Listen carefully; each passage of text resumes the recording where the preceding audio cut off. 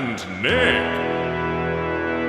Welcome to That Superhero Thing podcast, where we discuss the latest superhero and comic book movies and TV shows. I'm your host Nick, and joining me as always is my co-host Anthony. Hello. You alright? Yeah, not too bad. Anthony, how much stuff have we watched this week for this podcast? I honestly don't know where I found the time. And I don't. Well, I do. I've been off on holiday all week. The busiest week of my life. We have watched. What have we watched? So we've watched Masters of the Universe. I've watched all of it. You've watched most of it. 3 episodes. We've watched Loki Assembled. Yeah. And we've watched. What else have we watched? Oh, Green Lantern. Green Lantern. Obviously. Yeah. Doesn't sound that much when we say it that way, but it took a lot. I think it was. Well, we've watched other stuff as well. We've watched other stuff as well, but we won't talk about that yet. No. Spoilers. But yeah, there's a lot, and there's a lot to talk about this week's episode as well. So should we just crack on? Let's start talking about it. So on this week's show, we'll be breaking down all the week's comic book movie news, including more Flash leaks. It seems like every week there's a leak from the Flash set. Some casting news from Batgirl, Army of the Dead news, and our first potential mutant in the MCU. Maybe. Maybe. We're then I was about to get really excited, then you went maybe and you looked can already, at me. You can I was already like, tell it's kind of like not going to go there. We'll then be discussing Loki Assembled. We'll be reviewing Masters of the Universe Revelation. We're going to do non-spoilers before our bad movie review of Green Lantern, finally, because Anthony had never seen it before until now. And then finally, we'll be discussing your thoughts and theories in this week's Podfans Assemble. This is also your spoiler warning, so there will be spoilers and speculation throughout the episode. So even in the news, we're going to try not to spoil Masters of the Universe because it's only been out like 12 hours at this point when we're recording this. So we'll try not to. If you want us to do it a bit, a full spoiler breakdown, we can look at doing that next week. If you want to skip ahead to any part of the podcast, so the Masters of the Universe or Loki Assembled or the Green Lantern review, we will put timestamps in the description as we always do.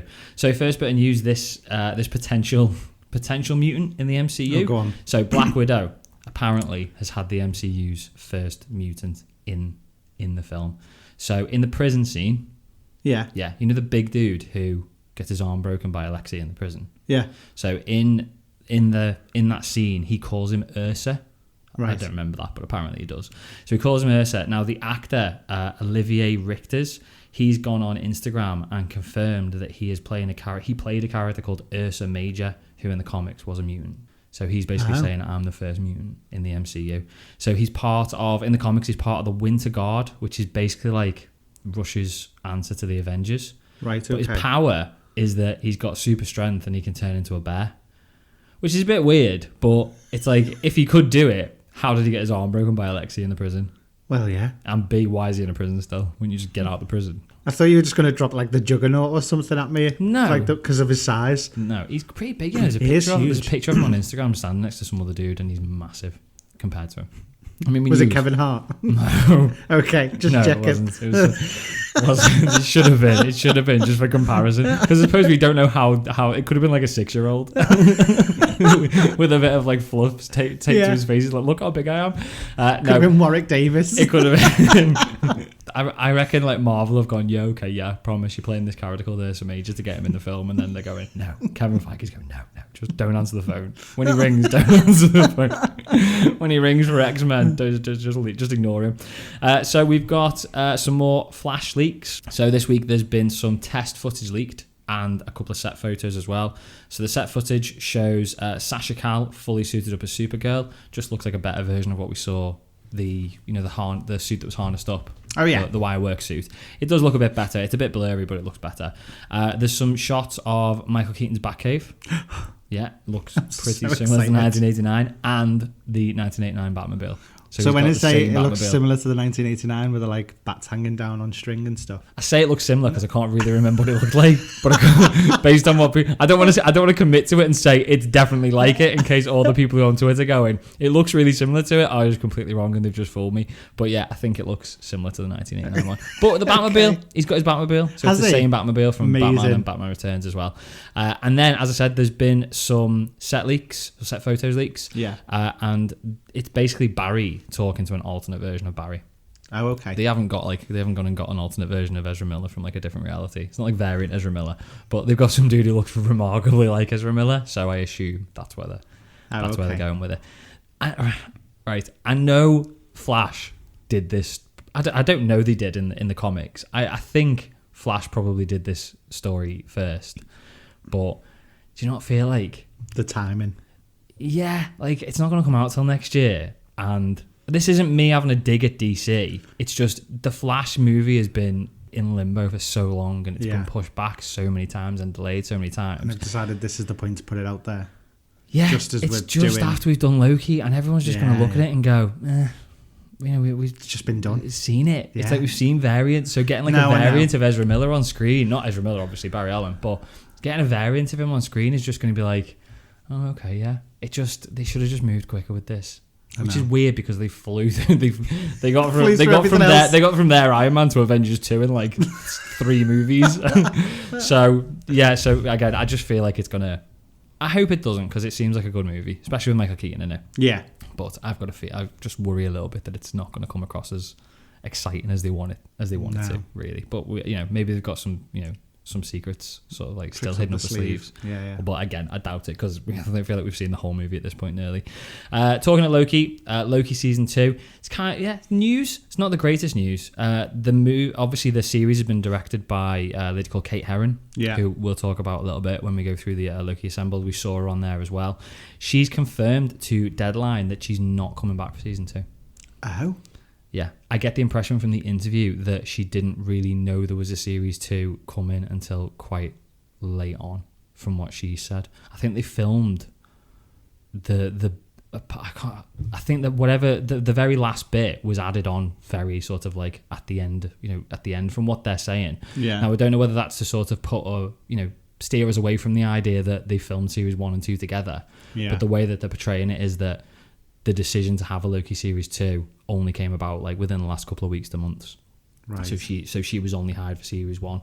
She's got a couple of other projects lined up apparently, but none of them are Marvel related. So she's not got anything booked in Marvel wise, which surprises me massively considering how well Loki's just done. Yeah, it would surprise me. Don't change something that's not broken. I know, and there's a rumour that Michael Waldron, who wrote it's not coming back for season 2 either. Really? Yeah, I don't know how I feel about that. Unless they're just going down it's going to be a completely different story. Which we did say, because if they wrap up this whole multiverse arc in Doctor Strange and Spider-Man No Way Home, then maybe they want to have a completely different feel to it, because it's not going to be multiverse related. Yeah. But yeah, we'll see. Still on Marvel news then. I didn't think this wasn't going to happen, but Winston Duke, who plays M'Baku in Black Panther, he's confirmed in an interview with Collider that he is definitely coming back for Black Panther 2, which is great news, but I feel like I'd have been surprised if he wasn't coming back. It sounds like filler news. Yeah, that's what it is. On my part or on the Collider's part? No, like I feel like Marvel have gone, we've been a bit quiet. Yeah. But I feel like I don't know. Do you know what I mean? Yeah, I don't know though, because it's like there's still so much talk going on about Loki and stuff like that. So I think he's just been doing an interview for something else. He's got a new film come out called 9 Days. I think it's called. Oh. So I think he's been doing some interviews for that. They did ask him about what it's like on set, with obviously the fact that Chadwick Boseman passed away. He said it was very emotional to read the script. It was emotional to go back to set, but we're all a bit of a family now, and we grieve together, and we're making something really special. So the main thing I took from that, obviously as sad as it is that Chadwick's not with us anymore, they're back on set. The filming must have sort of commenced. So they've already made the decision on what they're doing. Yeah, they must have. That's the thing, isn't it? Yeah. So I don't know whether I'd like to think we'd know soon, but then we've still not got a Spider-Man No Way Home trailer. I know. Still, we'll come to Spider-Man No Way Home in a minute. So wrapping up Disney Plus news, Victoria Alonso, Vice President of Film Production for Marvel Studios, has told Variety that a few other shows will be coming. I don't know what that was, everybody. Sorry. Turn into Liza Minnelli. I don't know what that was. Anyway, moving on. It's hot. It's really hot in here. A few other shows will be coming to Disney Plus before the end of the year, including Hawkeye and Ms. Marvel. Okay, so we're getting them. Well, there's not exactly a long time left. No, and if we've got What If that supposedly October, yeah, when are we going to squeeze them in? I suppose one of them could literally start last week of December. Yeah, maybe they are literally just going to follow on. Boom, boom, boom. Yeah. That's I'm good with. Though. We are literally going to have like non-stop Marvel now, right up until the end. Keeps us in a job. It keeps us in a job. Stops these filler episodes where we're having to bring in news about Winston Duke. That already sounded like news, but it wasn't. But yeah, a little bit of news to add on to that as well, because we're trying to fill it. The Cosmic Circus is reporting that Yelena is going to be in multiple episodes of Hawkeye as well. Okay. What? No, because you said the Cosmic Circus, and I was like, "Ooh, who are they?" I don't know who they As are. in, I thought it was something from Marvel. No. Like, it sounds like a bit Sounds out like something there, that doesn't would it? pop up in Loki, Yeah. doesn't it? Yeah, no. Maybe. I don't know. I just read it was the Cosmic Circus. So I think they're just like a superhero comic book. Basically, they're us, but obviously doing a little bit better because they're getting reported. Where we find Captain Marvel next. Yeah. Possibly. She got enslaved for a little while at a Cosmic Circus. Exactly. But that's good news, isn't it? That Yelena's not just going to be a cameo. If it's right. Yeah. It's not going to be a cameo. She's going to be a main part of. I love her so much, She's so good, isn't she? Moving away from Marvel then. Batgirl. So we've been talking about Batgirl. We've mentioned it a couple of times on the podcast over the last couple of months as to like whether, apparently I think they'd hired a writer, the guys who did the last Bad Boys film have been hired. There was some talk at the start of this week that they were testing a couple of actresses for the role of Batgirl, Barbara Gordon. And I think it was yesterday, they've announced that an actress called Leslie Grace, who was in The Heights. I haven't seen The Heights. Have you seen her? What, the musical film in The Heights? Yeah. I've watched it. I'm trying to... I don't know. Tina in The Heights. Oh, I don't remember their names. I've only watched it for the first time. That was a bit of a bad segue then, Sorry. wasn't it? Anyway, so Leslie Grace is our new Batgirl. It's coming to HBO Max 2023. Again, I think it's just good that, again, it feels like it's been on the cards for ages and it's never happened. I don't know a lot about DC. Yeah. But I do know a lot about Batman and the storylines. I've played like a lot of the Arkham games and stuff like that. So I've explored where the comics went and how the games are followed and things like that. Yeah. Batgirl could be a fantastic story because of her running with the Joker. She becomes the Oracle instead when she's paralyzed. All of that kind of stuff. Well, yeah, we know. Most people know. Yeah. But I just think that could be done so well. Yeah. And that is something that I would enjoy seeing. It's gonna take playing the long game with DC though, isn't it? So they need to just decide on a story and just stick with it. Yeah. No. But again, The Flash should hopefully tidy up the universe. But again, it's good that we've, when you say like, oh, this director's attached to a movie or this writer's attached to a movie, how many times have you seen that happen and it's like, well, then it's changed or it's gone on the back burner, it's been cancelled. The fact that we've now cast Batgirl, it must be happening. Even if they didn't do like a massive DC thing, but just did like, like the X-Men did the Origins. Yeah. Like if you had Gotham stories. Like Catwoman. Let's not discuss that one. Right. But if they did like Gotham stories, so it's not no one actor or actress is being forced into however many movies and stuff. Yeah. However, they can cross over and appear in each other's films and stuff like that. And then you've got like a Gotham Stories setup. Do you know what I mean? Yeah, maybe. Like something like that. So each individual story could stand on its own, but then they can also relate. So you can watch them as their own thing, but watch them as rather than trying to go full on Justice League in the first movie like they did. Do you know what I mean? Yeah. No, I know what you mean, yeah. Well, hopefully and that'd be like heroes and villains, because it could be, Poison Ivy's story. You could have, as you say, Batgirl's story. Yeah. There's so many characters in there alone that you could just make it its own. Well, DC are in a really unique position here because they've got this Flash movie is their chance to just set everything right. They can literally just say all those movies that we did that weren't very good, just forget about them. They didn't happen, now they're not canon. Without it being like, what happened to that? Rather than going down like an X-Men route where nothing made sense, they can literally... X-Men had the opportunity to do it and they didn't. They could have done it with... What was the one... You know what I mean? One? The one where it was jumping in time. Oh, Days of Future Past. Days of Future Past. That was a chance to just wipe the slate clean and start again and have proper continuity, and they didn't. They cocked it up literally in the next movie. So... let's just hope they just need to stop focusing on Jean Grey, because that's where they cock it up every time. They did this. They literally, it all cocked up when they got to X-Men 3 and then they remade X-Men 3. They beat for beat X-Men 3. It's like, did you not understand what you're supposed to do when you start again? You don't do it again. It's like the definition of insanity. Just keep doing the same thing and expecting a different result. It doesn't work.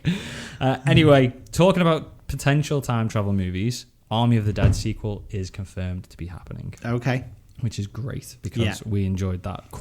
Not that I didn't expect to enjoy it. I didn't expect to be as enjoyed interested. It in different ways to what I thought I was going to like. Yeah, and the more you thought about it, I mean, we did a bonus episode where we did a full review of it. If you haven't listened to it, go back. And in the end, we were like, ooh. It's a lot more than a zombie movie. Yeah. So it needs a number 2. It's not like, oh, number 2, great. It's gonna go crap now. It's gonna be like, right, we need to answer X, Y, Z questions, basically. So the Hollywood Reporter is reporting, as they always do, that Zack Snyder's production company, the Stone Quarry Productions, have signed a 2-year first look deal with Netflix.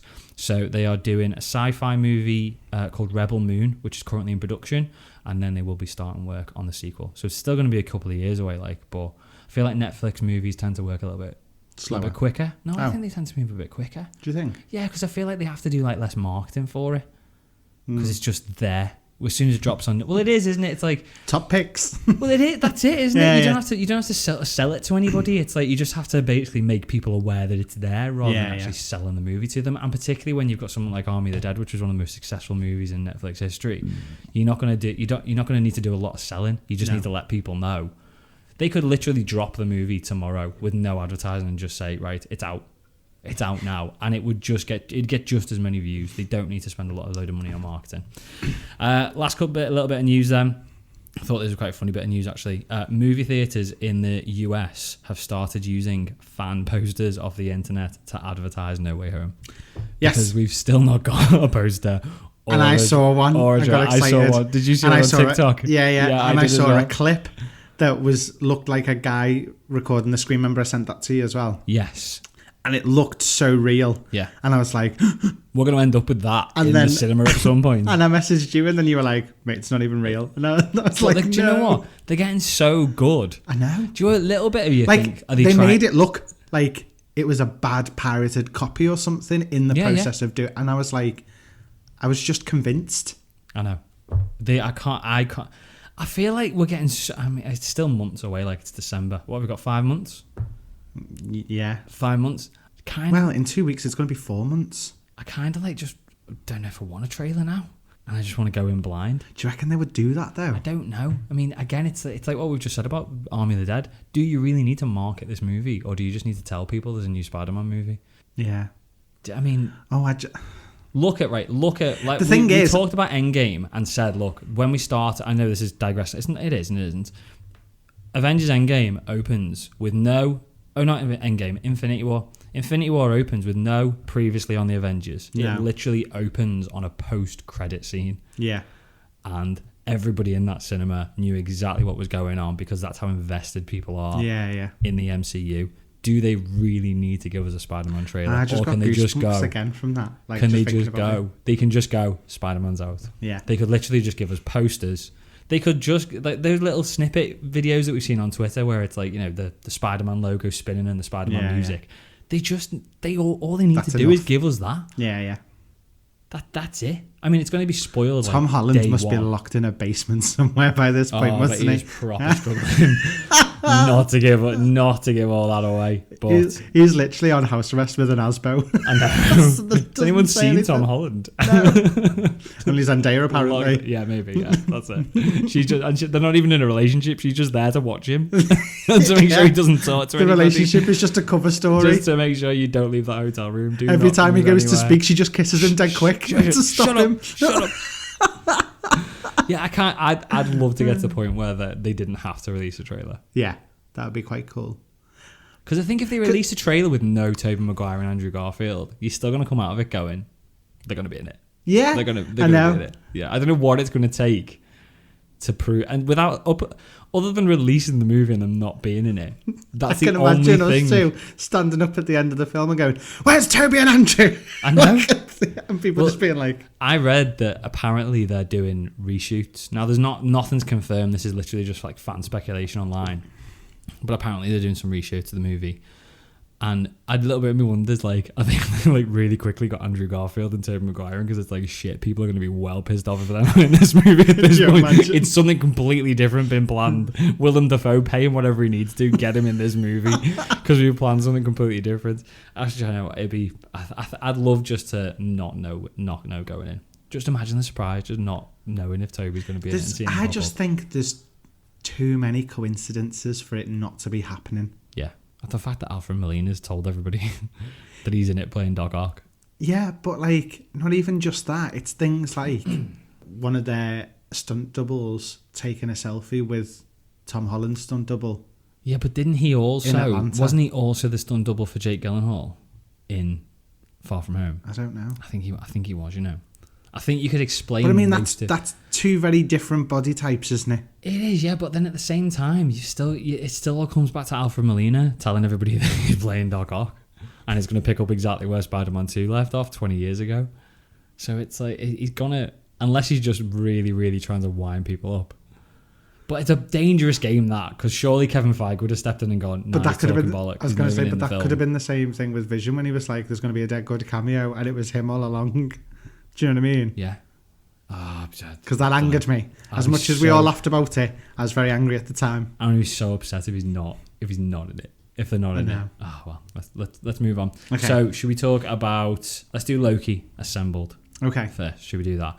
You've watched it? Yes. I've watched it. I really enjoyed it, even though it was literally just a behind the scenes look. There's I was literally so just many like, things that I loved about it. the things I love lots of things Kate. I didn't know. Like, Kate was not what I expected at all. Kate Herron. Yeah. The director. Yeah. When she came on and started talking, I was like, oh, like, I don't know. I think I'd kind of...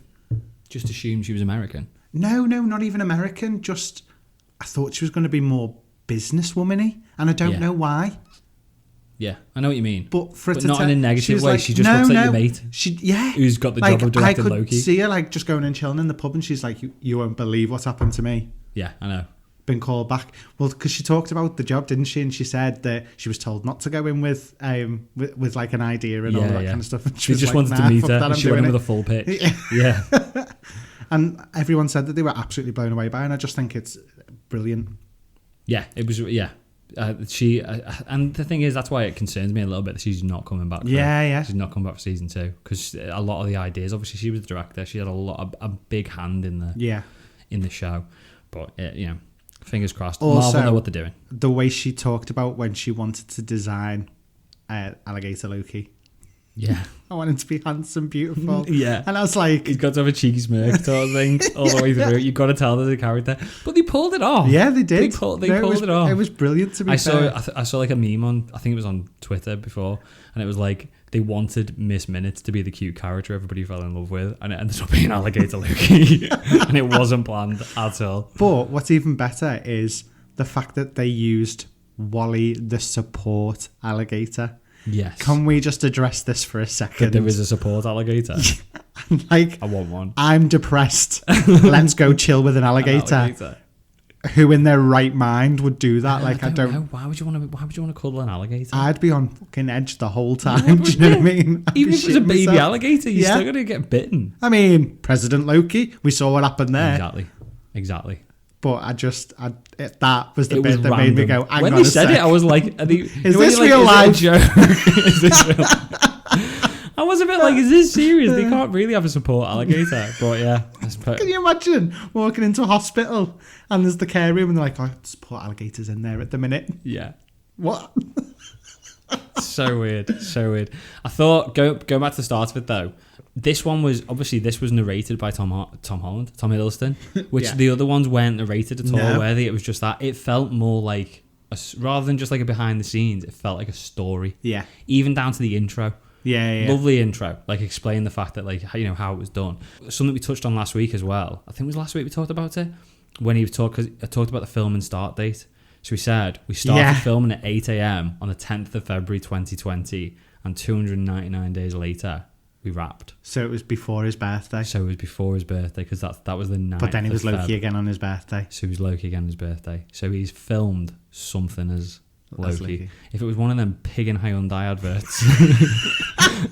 Imagine. We're all getting excited about him being Doctor Strange and Spider-Man, and he was just filming a Hyundai advert. Devastated. I also thought it was quite interesting though, because when they talked about, when the idea was pitched, because he goes back and quite a lot of times like revisits like him, like at the very end it shows you like footage of him auditioning for Thor and his first day on set as Thor, which is brilliant. But as far as he was aware, when he filmed Infinity War and he died, that was him. Yeah. Kevin Feige was like, that's it. Yeah. Can you imagine being in these films for so many years and just being told? You hear about the biggest film and then Kevin walks up to you and goes, "You're dead in the first 5 minutes." "Listen, mate, you're gonna die in the first 5 minutes." But they put it across though as it was a strong death. It sent a message. They were using this character who, to be fair, we didn't think was immortal, but it was like, you can't really kill Loki. Kind of we were right because he's back, but it was to send the message that, look, Loki's actually dead here. Yeah. So for them to be doing, for your character to be that big a character, that they use that to sort of show how powerful this guy is. Yeah. It's a decent way to go out, isn't it? But can you imagine how devoted you'd be? Look at those scenes that they all got to do, like massive groups together. Yeah. And he died in the first 5 minutes of the first film. I think they said though at that point, like, because when they were talking about, like, the fact that we've brought him back for this. Yeah. Loki's been, up until that point, Loki's been on screen for less than 2 hours.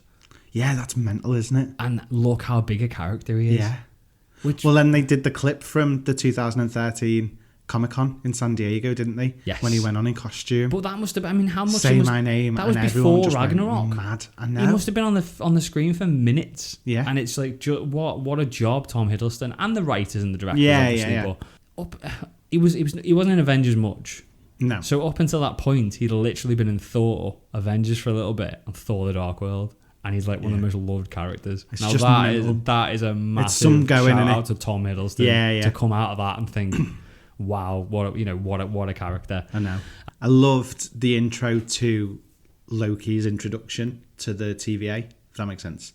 Yeah. So like how they basically said that throwing him from floor to floor, making it all look like a proper, like, class business in a sense. Yeah. But then making him vulnerable literally within the first couple of seconds of him being in there. Yeah. So that he just knows he's totally out of his depth from anything he's dealt with before. Yeah. Like, I just thought the way they explained it was brilliant. Stripping him of his clothes. Exactly. All of that kind of stuff, making him doubt himself. You don't even think of it though, do you? You just think, oh, he's in a TVA costume because he's in prison. But it's like the depth of it, and it's only when you think of it. I mean, some people are really deep, even down to the picked lights up on it. When they said that they were making it look like the lights were eyes, so that you were always being watched. It's not even something I picked up on once. No, not at all. But now that I've seen it, I'm obvious, like, that's amazing. It's a claustrophobic feel with the low ceiling, and it's like so subtle that the ceiling's just a little bit lower than a normal ceiling would be to give them. But it's not even for us as the viewers; it's for them as the actors on set. But when you think about claustrophobic, like, again, like, everything's been thought of to the tiniest detail, because if you think about it, you've got eyes, faces, circles, watches, and it's all about time. And like it's just there in your face constantly all the way through. And I just think it's dead clever the way it's a symbolic version of we're always watching. Yeah. Like, and I just think it's amazing. It's very, even when you don't think you're being watched. Yeah. There's always somebody who's watching, which obviously we now know is He Who Remains. But it's just the whole vibe of the show is going down that route. There was a few bits with Owen Wilson as well, which you mentioned before we started recording. Go on, Anthony. It was just a bit awkward, wasn't it? It was a bit forced, wasn't it? Like, when they started talking, it was like two people who have never spoken to each other before have been put into a room and told to be pally in front of the camera. It was a bit, wasn't it? Yeah. I mean, I hope that's not the case, and I hope it was just like a bad timing thing or something like that. But it just felt forced, that little bit. And I said it because, like, it was totally opposite to how Tom was with Richard E. Grant when they were speaking together on camera. Like, it was all very jovial and they were genuinely having a laugh, whereas Owen was like either staring straight into the camera or looking down at his feet constantly. I don't know whether you noticed that as well. No, and I but thought, now that you mention it, engage yourself a bit more. Do you get what I mean? No, I know what you mean. Yeah, it just seemed a little weird. But then in the interviews that he did afterwards, or where he's not with Tom, he was saying like how much of a nice guy he was and how he took him to, I think he said he took him to dinner and he went through like the park with me and he told me about the MCU up to then. And he asked me if I'd ever played Hamlet, which was obviously like just him being like a really nice bloke to him, and it was like a compliment. It wasn't like done as a snidey way. It was like, I think he said to think that Tom Hiddleston thought I may have played Hamlet at some point. Yeah. But then, I don't know, maybe it was just like end of a long day and they'd been filming and he was knackered, but... Maybe. Hopefully, but I completely agree with what you said. It was just a bit weird. Yeah, it was, yeah. But I did think that was amazing, like the fact that he's sitting there showing him clips of the films and stuff just to give him the background, and like even the fact that Owen said that some of the lines that he then said had more meaning behind it because he understood Loki that little bit more. Oh yeah. Like, and I just like the way, and then it cut to when he said glorious purpose. Yes. And stuff like that. And I loved all that because I thought, do you know what? Fair play. That's really good. Exactly. Yeah, no, it's good. I thought they spent quite a lot of time talking about the combat and the training, which obviously, you know, was pretty much mostly them seem to be doing it rather than stunt doubles wherever they could help it. And again, things you don't notice. The detail that goes into that. Yeah, like the fact that for a start that they had different fighting. I mean, obviously, you know, I didn't sort of for a second even think, oh, they're the same person, they'll fight exactly the same. Yeah. But the fact that they've sort of like taken them down separate routes, so that Sylvie, like, who we now graceful. know is 100% Loki, by the way. Yeah. They've said that, you know, they mentioned and they acknowledged in the series, I know I'm digressing a little bit, but they mentioned that in the comics she wasn't Loki, she was just sort of like trained by Loki, and she didn't know this in our iteration, she is Loki. But how Tom Hiddleston's Loki, or just Loki I suppose, is very sort of like elegant and dramatic in his fighting style because he's trained in a palace, whereas she's like super scrappy. She's scrappy, she's had to learn on the street type of thing. Yeah, like street fighting, And again, just like the level of detail to even think to go down that route. Yeah, it's just again. Mental. And I loved when Renslayer came on. I can't remember the actress's name. Sorry. When Google she came Batter on. Raw. There you go. Yeah. I won't try that. Okay. So, but when she's talking about the fighting being the same as like in a musical, where when you run out of something to say, you sing it instead, and you with can't this, sing in this. when you run out of something to say, you fight. Yeah. And I just loved that terminology. I just thought it was so different, and I was like, that's actually fantastic. I hope this is all true and they're not just like, let's just think of some shit to say to make us sound deep for the assembled episode. Imagine.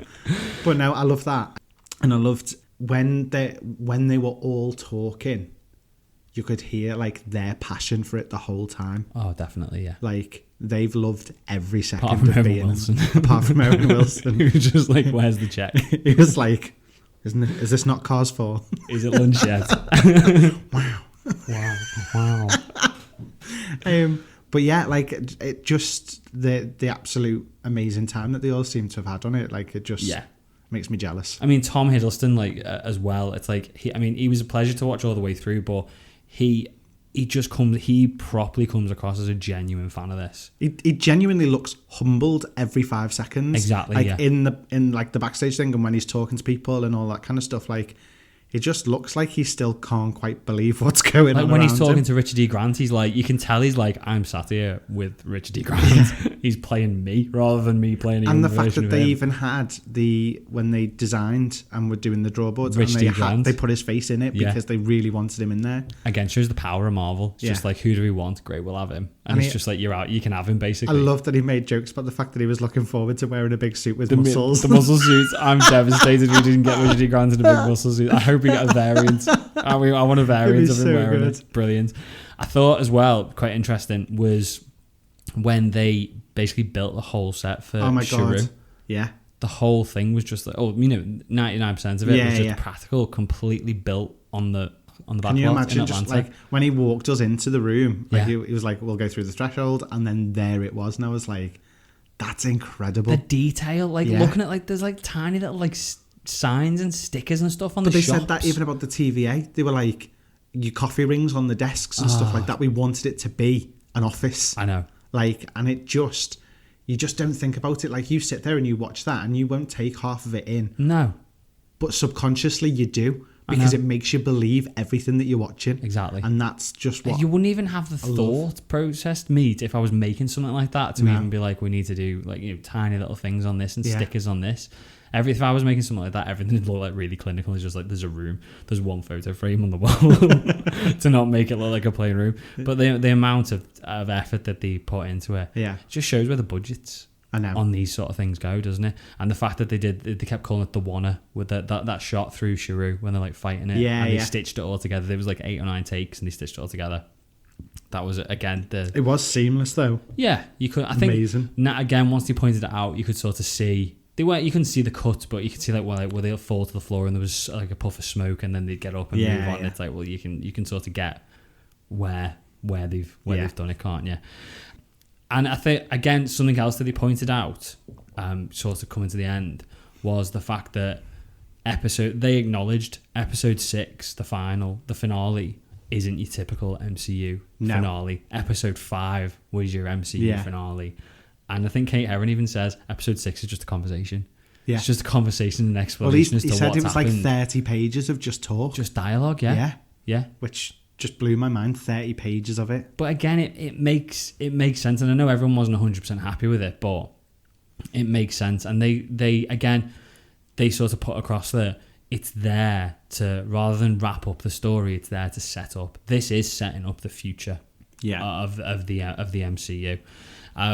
And then with us being at the end, I suppose, talking about Jonathan Majors again, the fact that he only came in the last week of filming, I think Tom Hiddleston says. Yeah, it's like they filmed for 299 days, and he's been there for the last, even if it's a little bit longer, 7 to 10 days of production on this thing.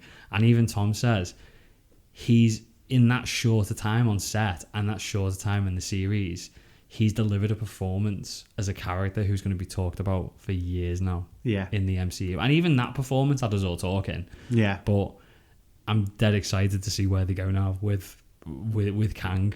And the fact that they said he's not Kang, he's the good variant, basically the bad variant of He Who Remains is going to be Kang. Yeah. So again, just it's pure setup. It's been a good story, but it's all a setup, isn't it? I love the focus that they did on like the CGI as well. Like when they were talking about all the sets and stuff. Yeah. And because obviously a lot of people are British as well. And when they walked onto the set and it was all like in the void stuff, and they were like, it's just Britain. It's just England. Yeah. That's just the moors, isn't it? Apart from this week, because it's absolutely cracking the flags everywhere. We're melting. How many glasses of water are we going to go through today? And then, do you know what? It wrapped, and I think we mentioned it before. I think there were a couple of sort of shots to it, as we said, but it wrapped with seeing Tom Hiddleston's first day on set. Yeah. On the set of Thor. And he looks so young. Well, he says he started this when he was 29 and he's now just turned 40. That's crazy. Like, that's mental. But then it feels like it's been going longer than that. I know that when you look back, they do look young on the films, but he doesn't really look like he's particularly aged. No, he doesn't. I don't think. No.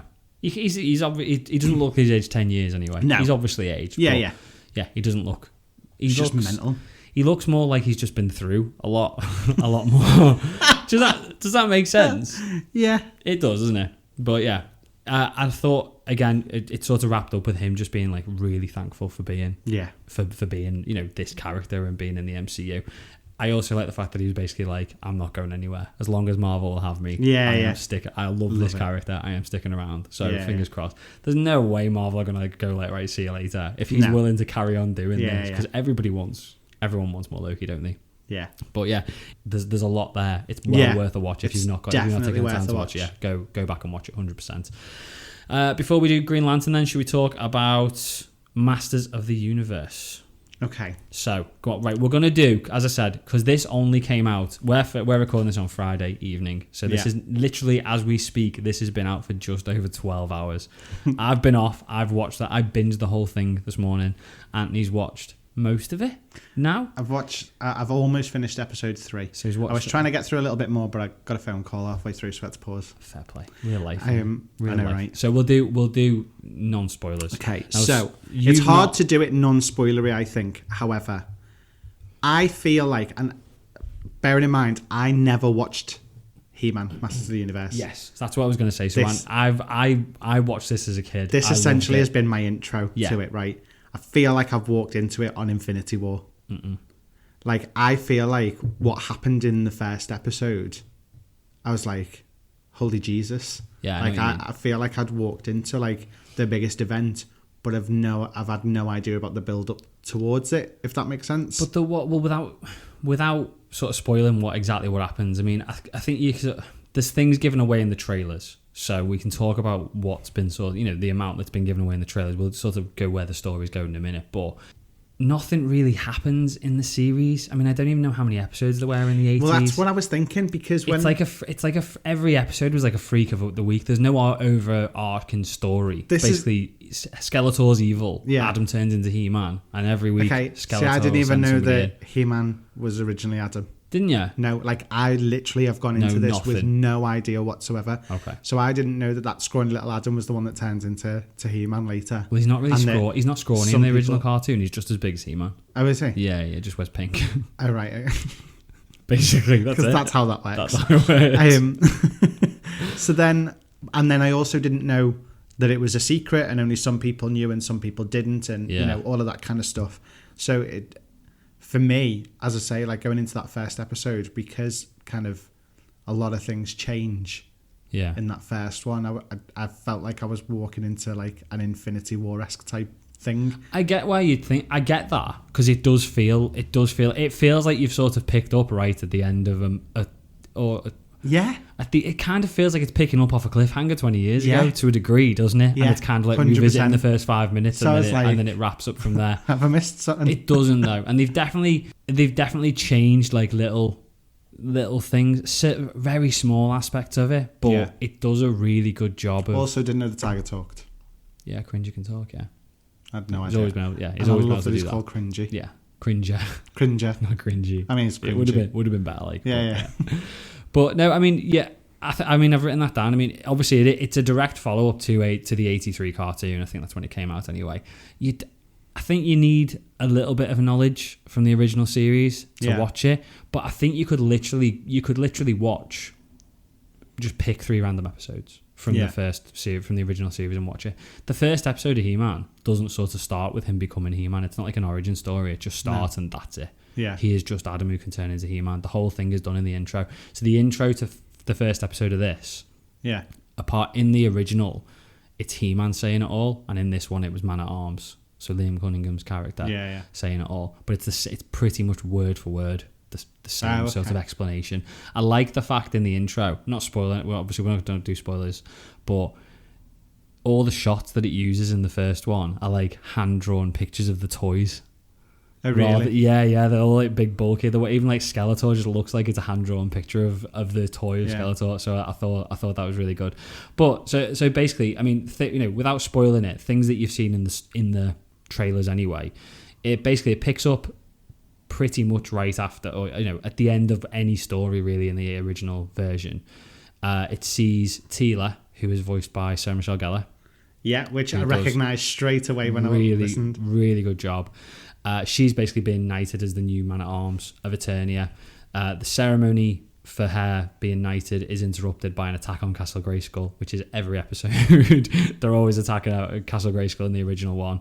And it basically results in magic disappearing from Eternia, the power sword, or the sword of power, being split into 2.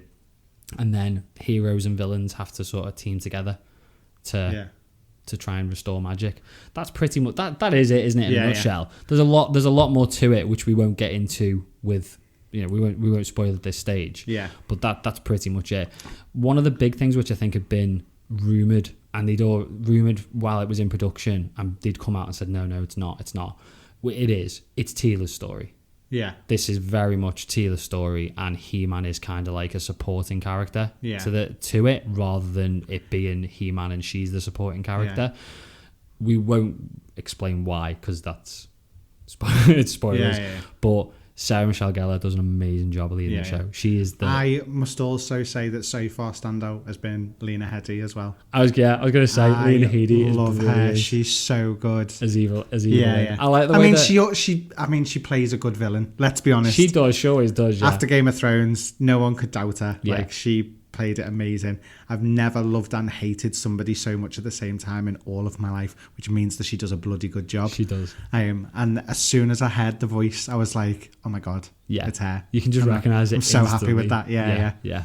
But I mean, it's got good names in general, because you've got Dennis Haysbert as well in it, who was president in 24. Yeah. You've also got Justin Long, which surprised the hell out of me. I didn't even know he was going to be in it. When I heard his voice, I was like, brilliant. I know. So like, there's a proper like little cast of like voices and names that you recognise. Mark Hamill, Liam Cunningham from Game of Thrones. Chris Wood. I don't know Chris Wood. He's been in the Supergirl series. He's He-Man and Prince Adam. I've written down Lena Headey as Evelyn. Yeah. I like the fact I'd always just known her as Evelyn, and I thought it was supposed to be like one word. Her name is Evelyn, like as a sort of play on Evelyn, but it's not. Her name's Evil Lynn. Her name's Lynn, and she added the evil. It's like she's got another sister called Evil Bev, and not so great Sharon. Malicious Pat. I just thought it was really random that they went. Please introduce Malicious Pat.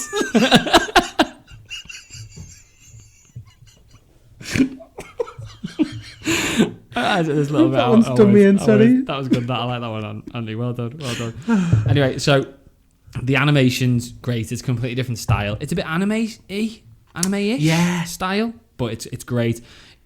There's loads of, it's just action. Like every episode is action. I mean, you've seen the first 3. It's just sort of solid action all the way through, which is good. You're not really left it. I mean, there's the short episodes. It's 5 25-minute episodes. Which I didn't think it would be. I thought we'd have hour-long episodes.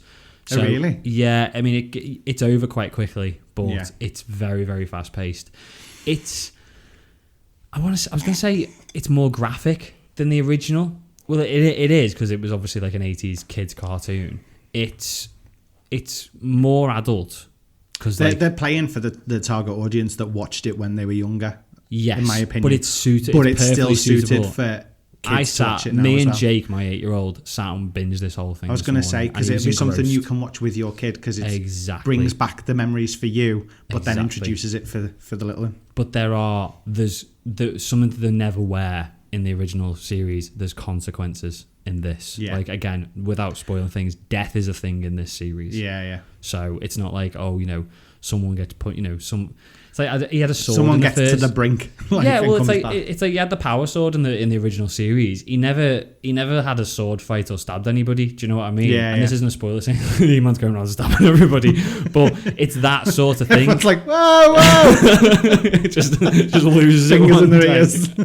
But there's, as I said, there's consequences. It's more adult in that way.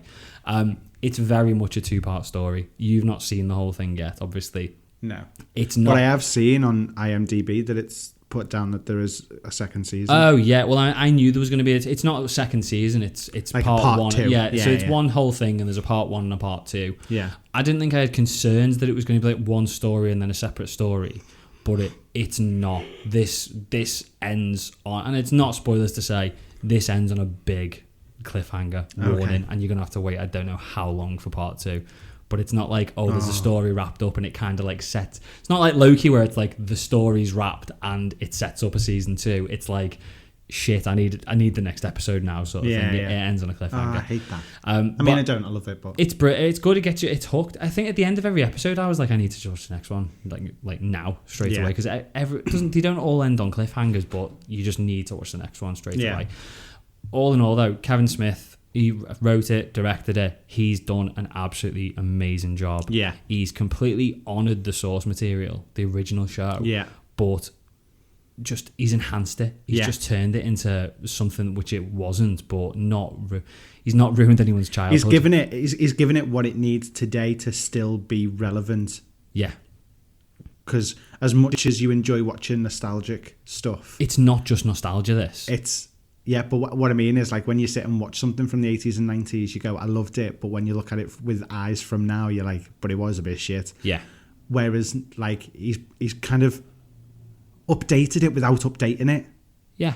If that makes sense. Yeah. So it just brings it kind of into 2021. Yeah. And you can enjoy it as its own fresh thing, even though it's a story from 20, 30 years ago. I think the big task for something like this is when you get things that are remade, or not remade, but rebooted or sort of continued on from the 80s, you tend to find that if it's not particularly good, people who watched it in the 80s will like it purely for nostalgia, and people who've never seen it before will be like, that's shit. But you're not finished it yet, but do you think it's decent? I mean, I'm wanting to watch the rest of it because it's enjoyable. I think that's the big tell. Because I was like, He-Man was my thing as a kid. Can we also just point out, we've been saying 20, 30 years, but actually in 2 years' time, it'll be 40 years since it came out, 83 to 23. Oh, that's so depressing. It'll be 40 years. That's so depressing. I didn't watch it when it first came out.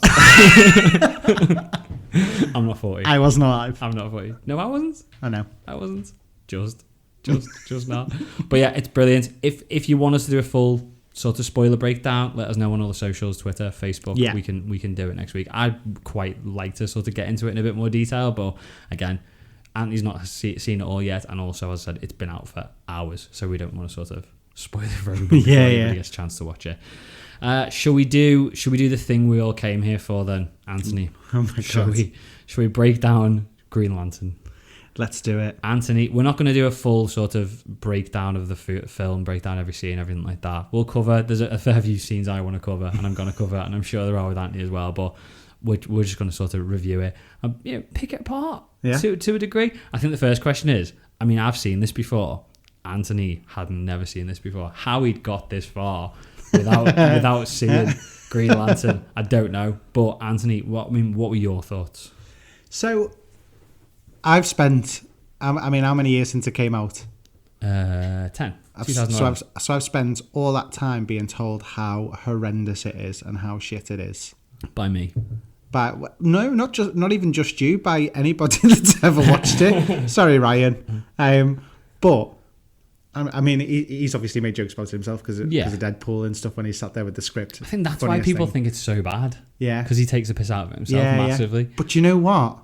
I don't know whether it's because I was expecting it to be so bad. I didn't mind it. No, it wasn't as bad as I remember. Yeah, it wasn't good. No, it wasn't good. I mean, it was a solid 5 out of 10. Yeah, I got through it. Yeah, I mean, boring though.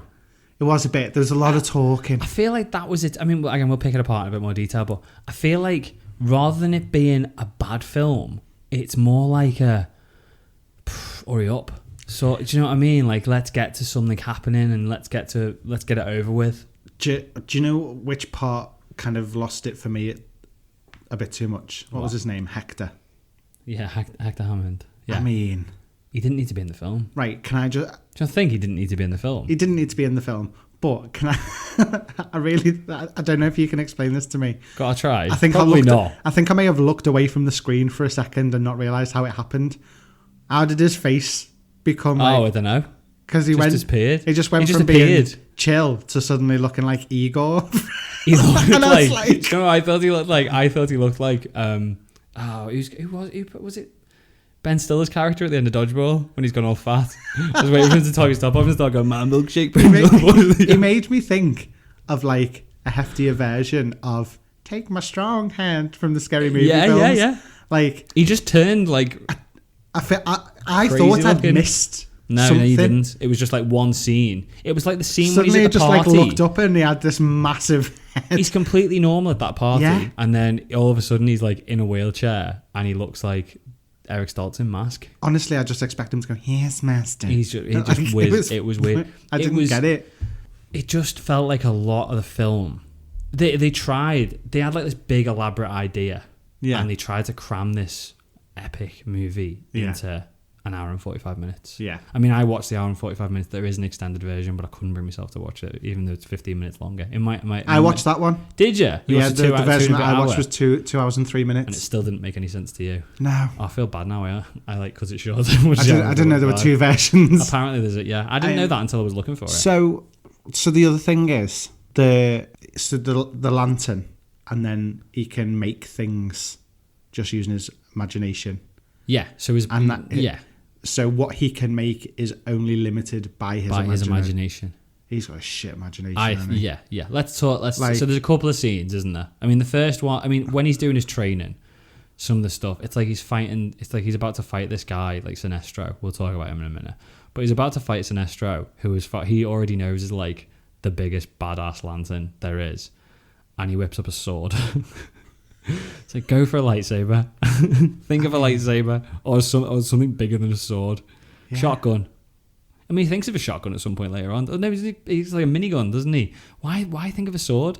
And it's like instantly Sinestro's like, well, I'll just get 2. He just pulls out 2 swords. It's like, honestly, your imagination is shit. Ridiculous. And then like the race car. Race car. Well, this was what I was going to talk about. Come on. He talked about Hot Wheels in it, and I kind of We had this whole elaborate scene of him rolling up to his nephew's birthday party late, and his brothers and sister being upset with him because he was late, and having a talk with his nephew just like 15 minutes, not 15 minutes, but 5 minutes, just so that he could leave the room and get the Hot Wheels thing to spin around. And it's like, I watched that and I was like, I don't remember this scene. I don't remember seeing any of these people in the movie ever again. No. What is the point in it? And then he does the Hot Wheels thing at the end, and I knew the race car thing was coming. I was like, that whole thing was to set up that. Yeah. It wasn't even a joke. It was unnecessary. Just, you're trying to ram too much into it already. Yeah. Stop adding shit. I know. Because it's just making it He could have done it with the Hot Wheels poster being in his flat somewhere. Just don't turn it into a car. Yeah, honestly, that whole thing with the helicopter. I've got magic powers. I can literally create anything I can think of, and there's a helicopter about to crash. First of all, I'll turn it into a giant Hot Wheels track. That helicopter crash was shit. It was like the most organized crash I've ever seen in my life. It was like, I think they had to green screen the health and safety people out that were going, run that way, run that way. Yeah. Like, it seemed flawless in that sense. It wasn't messy. It was exactly like how it should be if a helicopter crashes. And like, that annoyed me in itself. And then the Hot Wheel car came out and I was like, are you fucking messing? It was awful. I'm sorry. Do you not think though the whole, I don't know how they could not turn it into a Hot Wheels car for a start, obviously, but the whole thing of like any time he created anything just looked cheesy and kiddie. And it's like, that can't, I know you might be he's trying to react quick, like, but for them to be the first things that he thinks about, and it ruined the tone. It ruined the tone. I didn't expect it to be like a really dark, gritty movie, but I mean, let's compare it. Look at Guardians of the Galaxy 2, because Star-Lord had to imagine stuff as well. And he uses Pac-Man. Now, that had humour behind it. And it's the same thing. It's something ridiculous, but you kind of went with it. Because it goes in line with because of his character. And he didn't have that character. No, there was nothing built up for it at all. It was... They didn't spend far enough too time. Generic. I mean, it's a perfect moment to talk about the cast. I mean, Ryan Reynolds is great. I like Ryan Reynolds. He's been in a lot of not good films, but he's been in a lot of great films as well. And when you give him the right role, he's been in a lot of not good films that he's made great by being him. Yeah, but he's a great. Is he a great actor? I don't know. He's a really likable actor. Do you get what I mean? And he's good. You know, he is good. Yeah. But this part was made for him. I mean, the part of Hal Jordan, where you can see they were trying to go with the character, which they didn't get to, but you could see where they were trying to go with him. Was perfect for Ryan Reynolds. They just didn't spend enough time establishing his character. They were establishing all the people around him, which were also amazing actors. So, I mean, the cast, you've got Jeffrey Rush narrating it straight away as Tomar Ray. You've got Michael Clark Duncan's Kilowog training him. You've got Mark Strong, Clancy Brown voicing Parallax, Blake Lively, which is where they met. Tim Robbins as the senator. You've got Taika Waititi in it, who was clearly just told to don't be Taika. Don't be Taika. I text you because I was like, didn't even know he was in it. And then I forgot he was in it. I was made up that he was in it. I was like, yeah, he's someone else. And then, but he didn't. But you see Taika when you go. You see Taika when you go. Oh, amazing, Taika Waititi. And then you realise he's been told, whatever you do, don't do you. Just be serious or try and be serious. And you can tell he was really struggling. But he's just not. I mean, everything I've ever seen Taika in. There was just nothing about him. The first thing I saw him about was What We Do in the Shadows. Yeah, and he's amazing.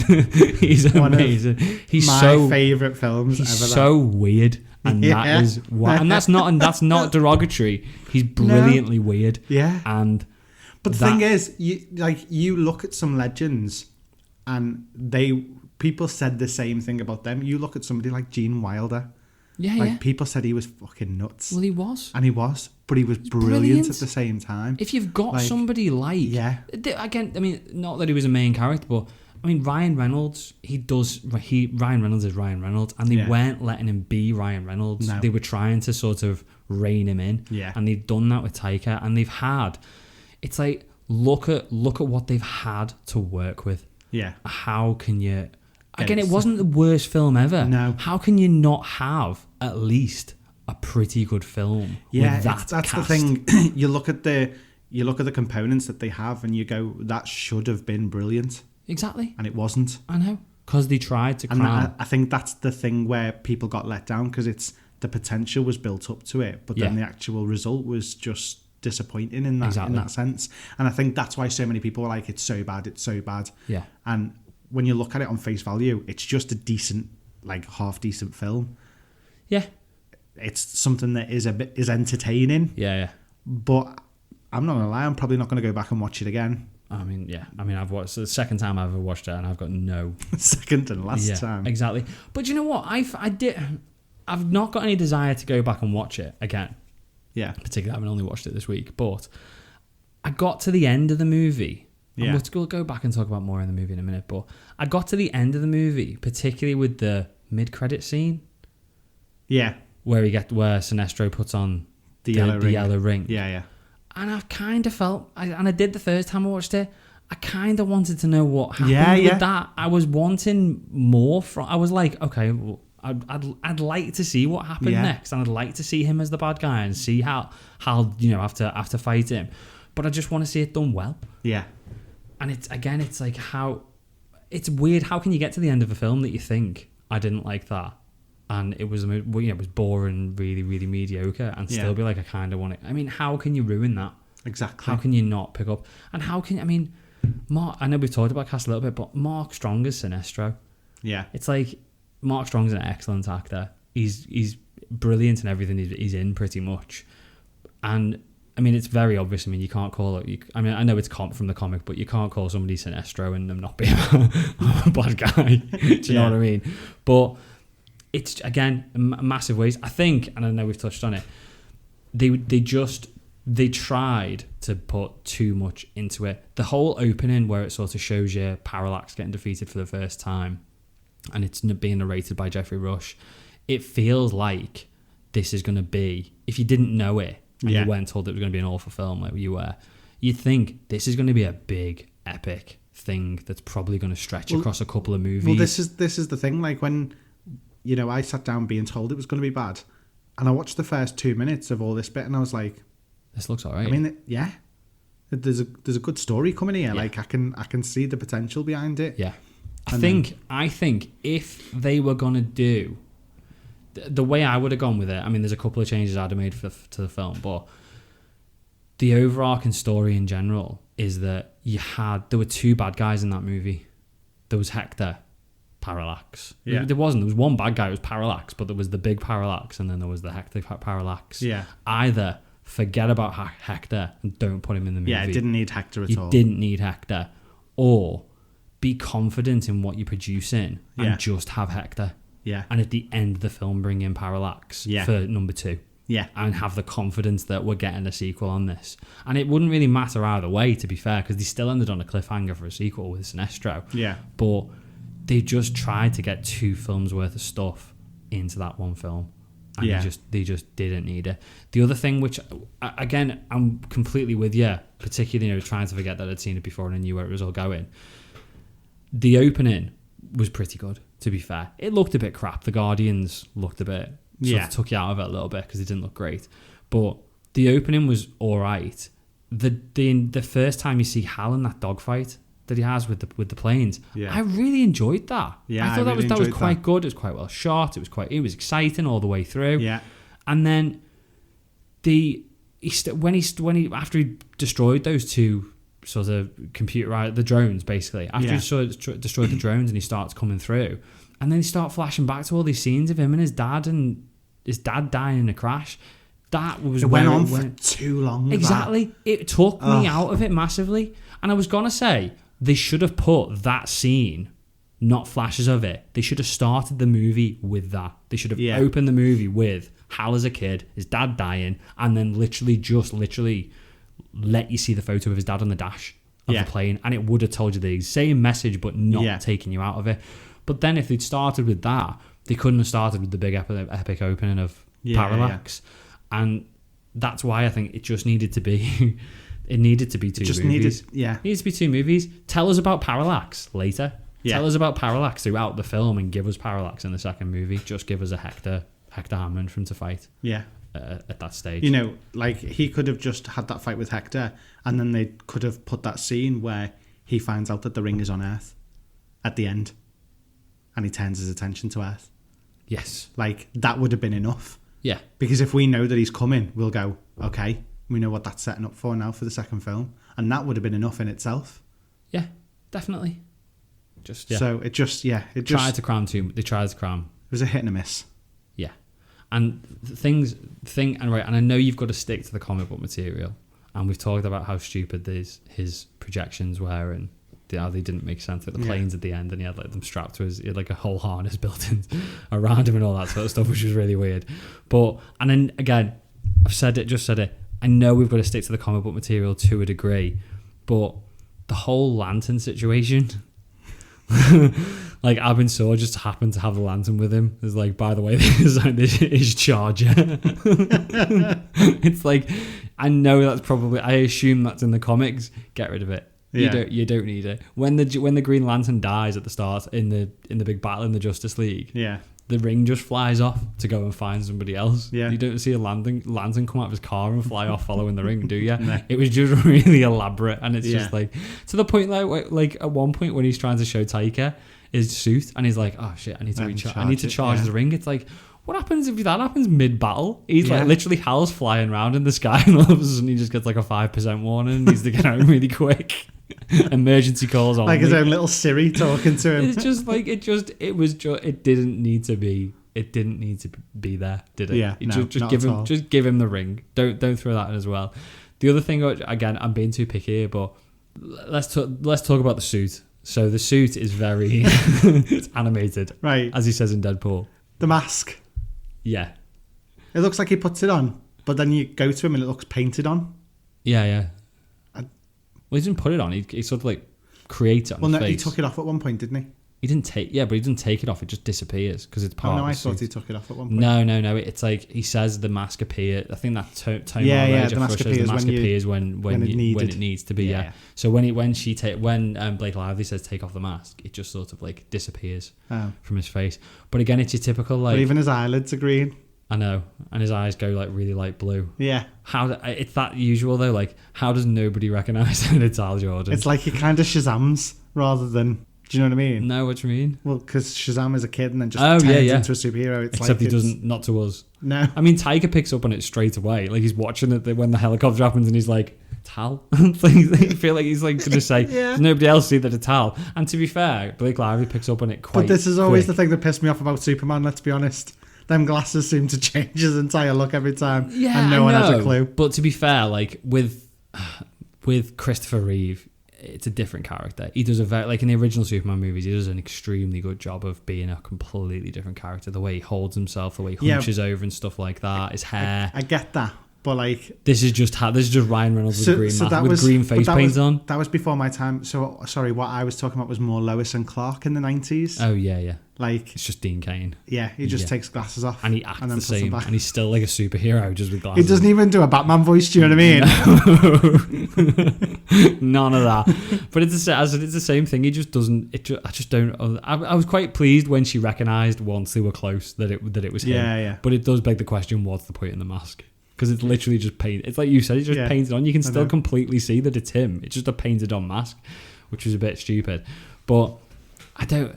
Again, the fact that they chose to go, I think it was a brave way that they did it because it's a completely animated suit, and we've got that now. The Iron Man suit is completely animated. We know that the Spider-Man suit is pretty much completely animated. Like in Civil War, it was a completely different suit on set, and they changed it totally.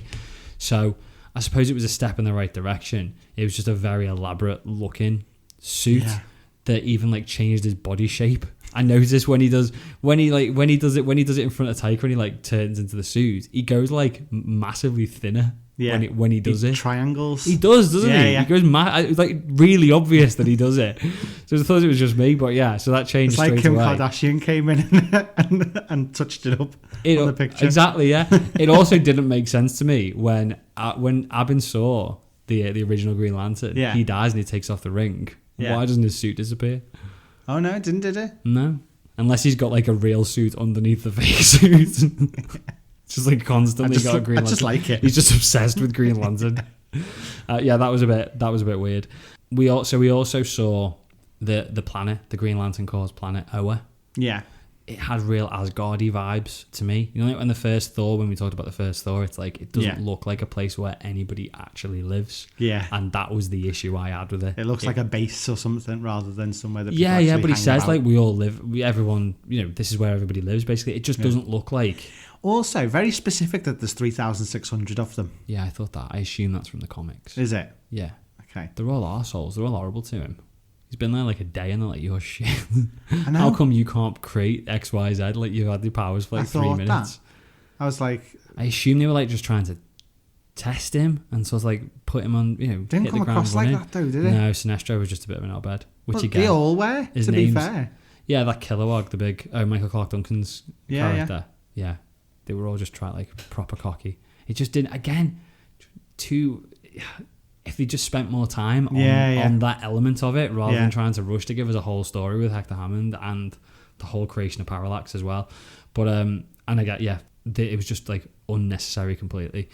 So we've talked about, so like action scenes wise in the movie, we've talked about the dogfight.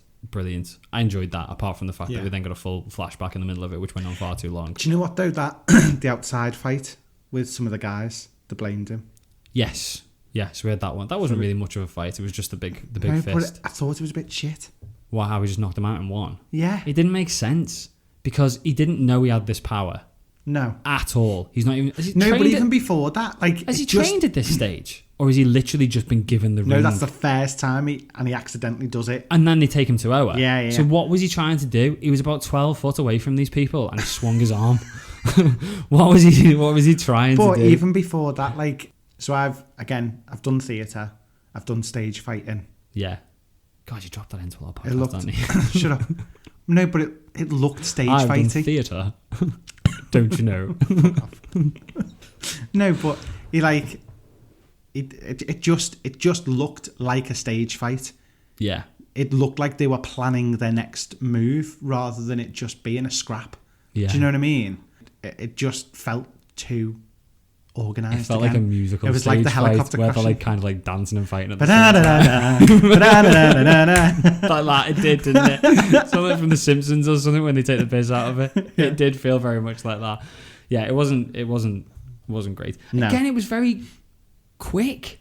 Yeah. It was a very quick scene. And then the other one, I mean, there was kind of a fight against Parallax in space, but it kind of wasn't because he just sucked him into a sun and then flew away with two jets, which to be fair was probably the best. It's a decent projection. You kind of understand that. It's what you'd use. In a way, his dad saved him because it was the thing that his dad. Didn't even think of that. But that's quite deep. That.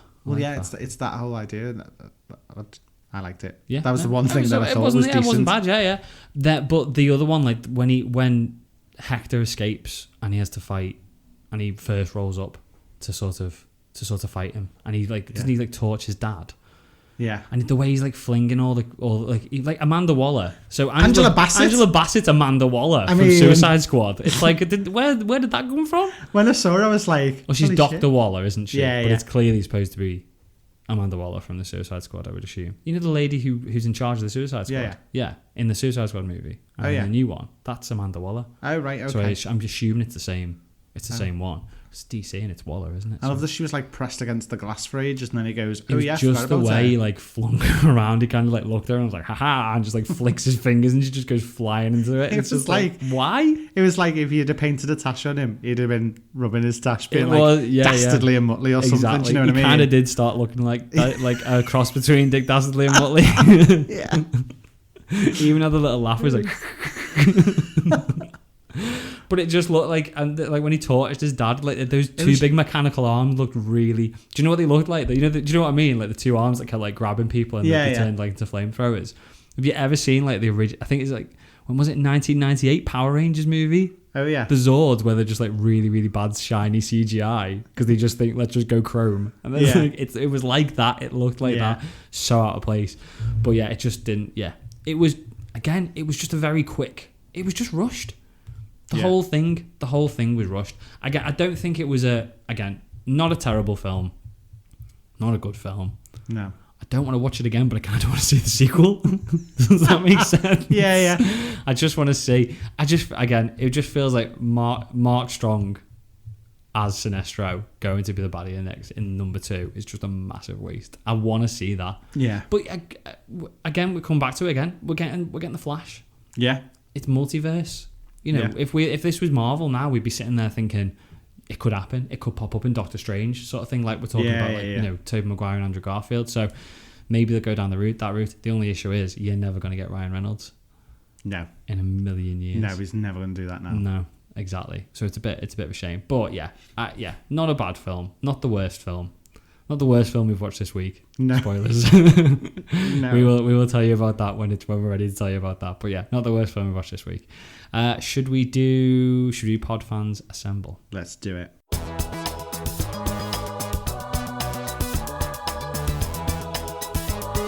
Pod Fans Assemble.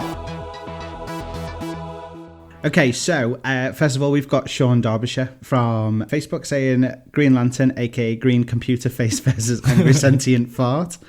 Standard. Green Computer Face what? Versus Angry Sentient Fart. That's pretty well. It sums it up. Well done, Sean.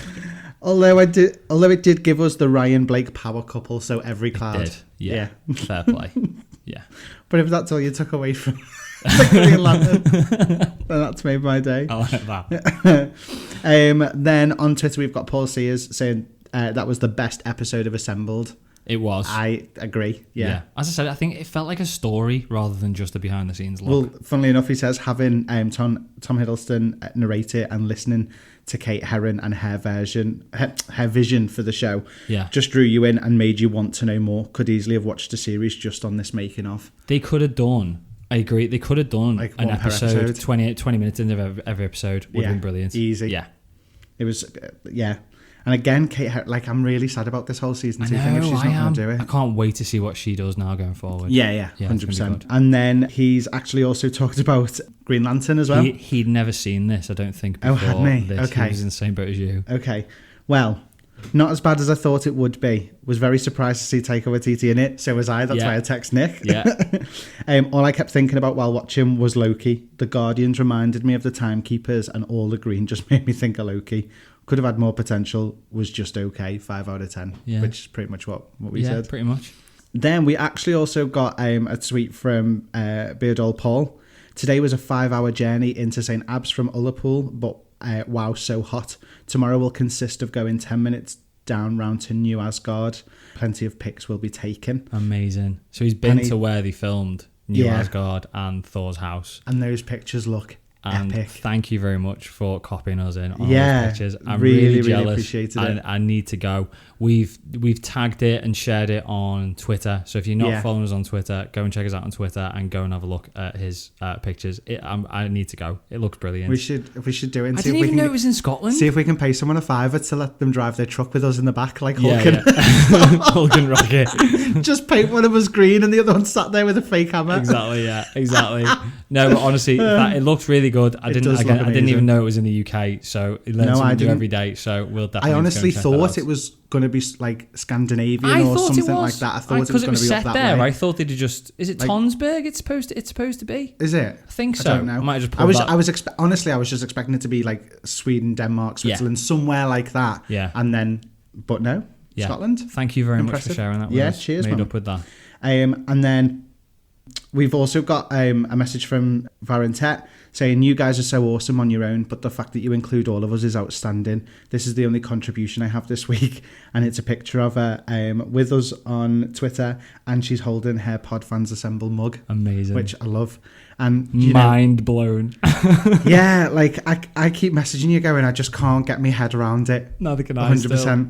But like even last week, I mean, you told me that you'd got up and you had like 30 notifications on Twitter, and it was just people pouring the love for this podcast. And we're not trying to be big heads there. No, not at all. Like we're getting into it to interact with everybody and talk about what we love. I'm saying is we're really humbled by it. Like, massively. We never, I mean, it's not even been 6 months yet, and we never thought that we'd even get halfway here. We thought after about 4 episodes we were going to go, let's sack this off. No one's listening and it's shit. So we're like, I think we're still kind of pinching ourselves that we've even got as far as we have. But honestly, the support that comes from you guys, we're so appreciative, and that's why we kind of keep going with it. Yes. So. And just again, not only thanks for listening, thank you to everybody just for getting involved and speaking, speaking to us on Twitter and getting, the amount of people who we get involved every week with Podfans Assemble, just blows us away. Yeah. So again, keep sending in, not just your thoughts and theories, like Stephanie has, sending in that message, and Bid or Paul on Twitter sending those photos of New Asgard. Send it all in. We love it. And even the feedback of the merch, because again, this is something new for us that we've not done before. No. So the fact that people like what they're getting as well, and they're happy with the products. Like again, we're made up that you guys are enjoying it all so much. So again, thank you very much. And I suppose not that I don't think we're planning on saying this now, but we've sort of announced it on Twitter and social media and on the email newsletter, which we'll say in a bit. We're going to have more details of this, but we are going to be. And we'll have more details launching a Patreon for the channel. We've already put that on all the socials and the email, as I said. Yeah. Again, we appreciate massively everybody who listens to the podcast, particularly everyone who tunes in every week. And it's not there to sort of take away from the podcast. It's just there to enhance it and have something extra. So at the end of the day, nothing's going to change in what we're doing now. No. It's just that we are going to offer extra stuff on top of that. Exactly. So, and any contributions that anyone makes, it's just going to be there to... Not for us to get loaded and go and buy Bugatti Veyrons or anything like that. I'm on a boat. None of that yet. No. But we want to make this podcast the best it can be. So we want to get improve the quality as much as we can, and we want to get it out to more people as well. Because I said, the big thing is we love doing it. We love talking to each other about comic book movies and TV shows, and we love the fact the main bit is the fact that we get to interact with everybody else about it and talk about it. So we want to get the podcast out to as many people as possible. So as I said, we've got things we've already started recording. We've got things that are coming together. We will have more details on the launch, the date, how it's all going to work. So again, just we're both mega excited about it. Can't wait to give you more details on it. Should we? But again, thank you so much for everybody who's listening so far and getting involved. Should we wrap up? Yeah, let's do it. So again, thanks for listening to the show, and don't forget to come back next week for our theories episode. We did a theories episode when we started the podcast, but nobody listened because we didn't have any listeners then. So we're going to do another podcast episode with theories, but this is going to be a special one because we are going to have our first guest on the show. We've never had a guest before. No. We will drop some more details on socials as to that. So any theories about kind of the next phase of Marvel, any theories about Loki, any theories about multiverse, anything you want to throw in there, make sure you get them to us. We want to have a massive Podfans Assemble next week with all what you think is coming. We'll be dropping No theory is too stupid. No, you've heard mine. You've heard mine every week. My ridiculous theories. So yeah, just send them in. We love them. We're going to do a Sunday release again next week, and then the following week we'll be back to Fridays in preparation for What If. So it's not What If the week after that, it's Suicide Squad. I can say it. Suicide Squad the week after, and then we're on to What If, so we're back to the Friday releases then. You can find all our episodes at thatsuperherothing.com, along with all our social media links. You can find us on Twitter, Facebook, Instagram and TikTok. On the website, you can also sign up for our email newsletter where you'll receive new episode alerts, news on upcoming shows, and some behind-the-scenes looks at the show, and info on things like the Patreon, which we talked about before as well. You can contact us on any of the socials and submit thoughts and theories for next week's Podfans Assemble, as we said. And if you've enjoyed the show, please do consider rating and reviewing it on Apple Podcasts or wherever you listen to podcasts. Again, it makes a massive difference. It really helps us 100%. Get noticed. I know we've said thanks 1,000 times, but one last thank you. That's it from me. Thanks very much for listening. We'll see you next week. Cheers, guys. See you next week. Bye. Bye-bye.